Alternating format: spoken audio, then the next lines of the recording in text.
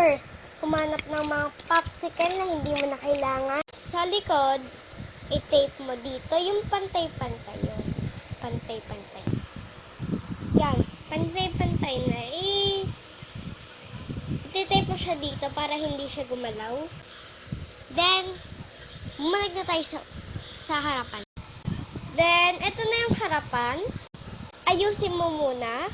Ganyan, ayos na. Then, isulat mo lang ang gusto mo isulat. Kunwari, love, circle, star, or triangle, or square, kahit ano.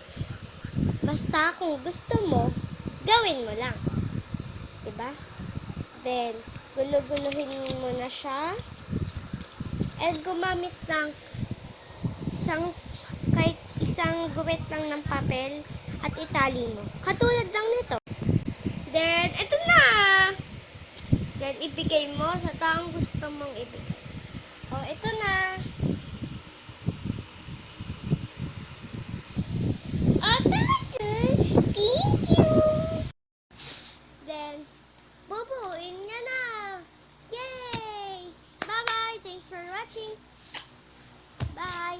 Sana panoodin niyo ibang vlog namin. Bye!